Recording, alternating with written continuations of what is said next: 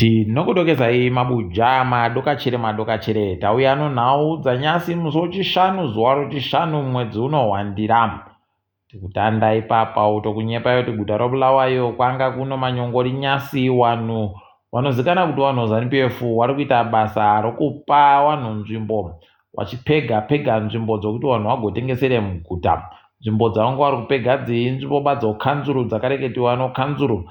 Hino kuti ivo vari kutorepi masimba yacho ekuita izvozvo. Manyongori yacho munotoyaziva zvavanoita zviya kunana mupedza nhamo. Tikaiti kuramba takaringa kwazvinoperera ipapa. Tindori guta robulawayo anonzi Ernest Buseti kwai ndiye ari kutungamira vanhu vatoda kutora purazi roMvura. Kwai apuwa bhero nyasi. Ipapa zvatoshamisa kutoti achimbidza sei kupuwa bhero. Nokuti mhosva yache imhosva yetsvinu chaiyo inokonzeresa kusagadzikana zvinhu kumunyika. Ipapa zvatonetsawo vanhu kuti pokare akakona chere sei kuzoita izvozvo kutsvakana nevanhu vakawanditsa vanosvika kana 70 wanga wakaungana vachida kutora purazi rokuti akone kuwabhadhara nokudidi. Tikaiti kuona kuti zvinotekera sei, asi kuona kwedu panochanja chopfene chiripo ipapa ticharamba hedu takaringa kwazvinenge zvichienda. Wamunangarwa nyasi waburitsayo masoko okuti waisa wanhu wekomisheni inoringa nezveutano, Health Services Commission pachirungu, kwai wanhu waisiwa vari kutungamiwa naDr. Vincent Hungwe achiteedzewa naDr. Abigail Kangwena. Wozoita vamwe vabiyawo vari kuti akasiya basa muchiuto Brigadier General Dr. General Gwinji pokare naEdward Makondo. Tikaiti kuona kuti zvinopera sei ipapa mationa papfekedzwa musoja vaimaziva kuti mubiyawo. Mapurisa areketayo kuti ari kuburitsa mazita avanhu 5 akasaika mutsaunayo bhazi rosiyejiita kukunyepairiya. Kwai vanhu ava vari kuti Cosmas Matongo ane makore 20, Alisha Kufandikamwe ane makore 15, Agnes Mupini ane makore 60 noribodzi, Traimo Muparinganwa ari pekureketiwa makore ache, pokare naTrinos Mavhurere ane makore 23. Zvakaita kunyangara mweya yavo ngairambe yakazorora murugare. Pokare mapurisa ozeta rapiya goreketa kutoti ari kutsvaka nemaziso matsvuku kureketa kuno. Mumwe anosenza kukambani yomukuru anonzi Blessed Chanetsa ane makore 23, 23 pachirungu. Kwai ipapa akatsakatika ari pekuzoboeka apa anga akabatisiwa mari yakaifanira kupuwa vanhu kunzvimbo yokaribha nomukuru. Mari inoita zviuru 15 zvomari yokuAmerica. Rikaitoonekwa inoperera iyi. Migwagwa yomunzvimbo dzomumaguta nomumadhorobha yaita kuvhiringidza vanhu. Kureketa kuno manhairi ari kuita mvura abva aita kutanika pachena kutoti paribe chisvinu kambwa kamwahu. Izvezvi kureketa kuno wakundonakurira nanyuka mhenyuka wozinara wakatodipfama zvavo wakanyarara kuti zii pange paribe chiri kuitika. Apawo wananiki mangwana vanenge vari kundopaumba kuita pwito dzokureketa kuti kwai makanzuro ari kubhadhara ari kugadzira migwagwa yaanofanira kunge achigadzira. Apa iwo makanzuro anotofanira kuti apuwe mari inozinara. Zinara chaya kundobata mari. Wakanga wandaka kuti waje mari idzo. Kuno wabva wati zinara ndiyo ngaibate mari. Mari yozinara munondoziva zvainoitiwa mese.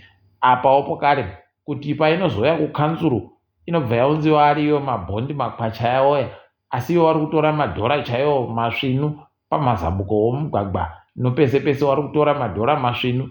Unobva watoona kutoti pakaita kunyangara. Rekaitione kuti ichapera sei, asi ndo zvimwe zvinhu zviri kuda kuti Zimbabwe itsva ichinje izvozvi. Zinara inofanira kutopaziwa sokambani yosara paribe makanzuro ese achizikana kuti ndo anoita zvekuchengetedza mugwagwa. Tikaiti kuona kuti zvinopera sei ipapa. Apawo kanzuro yeguta reHarare kureketa kuno yatanikiwa rimwe sangano rinomirira wagari wemuHarare, Combined Harare Residents Association. Ipapa yagoreketa kutoti kwai kubvira pagoisiwa makambani akazvimira ega nekuti atekaidze nokuona kuti zvimbudzi zviri kutekaira sei. Wokanzuro hwakuita basa rekupfika zvimbudzi zvokanzuro zvomahara kuti wagoite kuti vanhu vaite kumanikidziwa kuenda kuzvimbudzi zvokubhadhara. Rerere paita kunyangaraka. Rekaitioni ndipo muri kuona vanhu vakundoti pese pese achindoita kundopota basi autonyora kuti varume, kundopota obva anyora kuti vakadzi. Zvazvanetsa ipapo. Rekaitioni kuti zvinopera sei, asi izvi dai zvachinjiwa nokuchimbidza chaiko. Kuri kuda kuitiwa sarudzo kuku woZANU-PF wakutonenedzerwa izvezvi kuti vari kuita zvisvinuba munyaya dzekutsvaka rutsigiro rwesarudzo. Kwai vari kuvhundutsira vanhu vachiita zvokureketa kuti vanhu vanenge vari pekuita tusvinu vanobva vanovhiringidziwa nokubva vadidi. Ipapa zvaakutorwadza kureketa kuno. Vamwe vari kutoreketa kuti mapepa yavo yavari kuisa ekutsvaka rutsigiro ari kubviringiriwa pokare kubisiwa nokukwachamuriwa.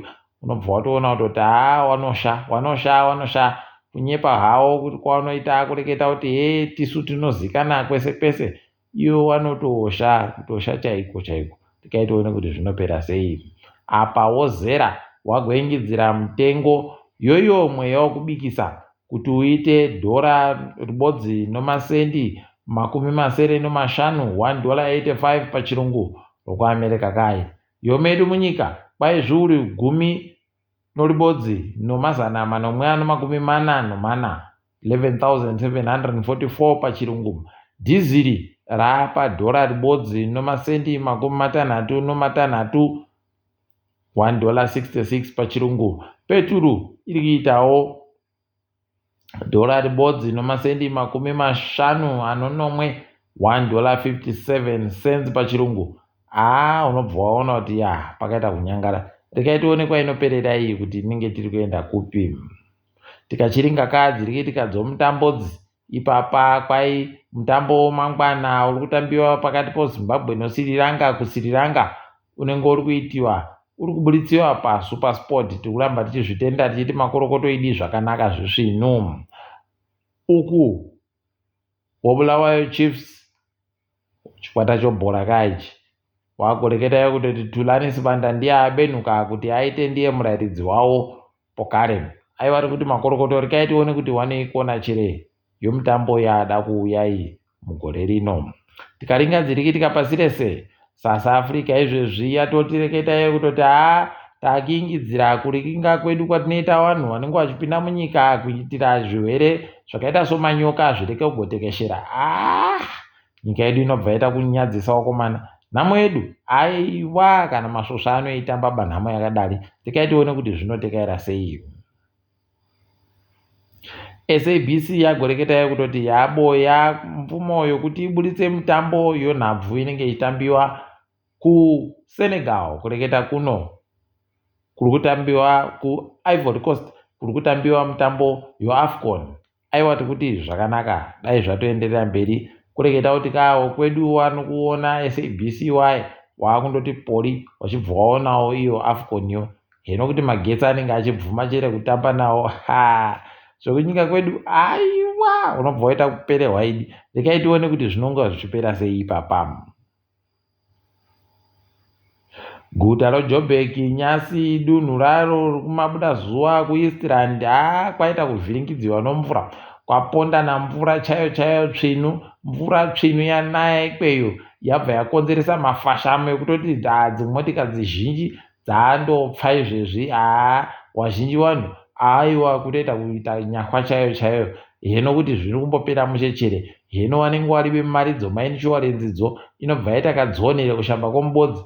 Asi izvezvi vari kuchema. Tikundoti dai mvura iyi yanaya kuzasa dhamu redu rokaribhaka pokare nokunayawo kunzvimbo dzakaita sana Bulawayo uku kunana Gwaishangani uku kwokuti mvura inenge iripo inokwanisa kubatsirawo vazhinji.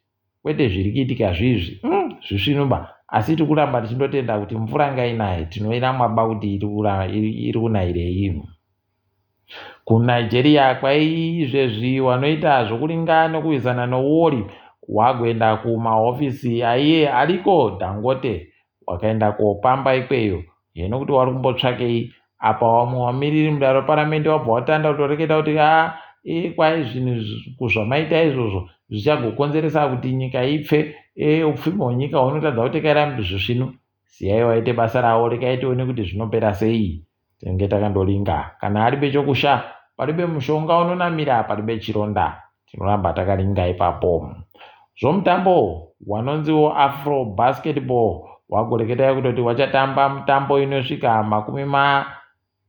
48 pachirungu kuzvikwata 12 pachirungu. Wari kuti wachatambira kuPretoria, ogotambira kuCairo, ogotambira kuDhaka, ogotambira pakare kuKigali. Tikuti makorokoto dai zvatoenderera mberi zvakadando, zvirambe zvienderera mberi.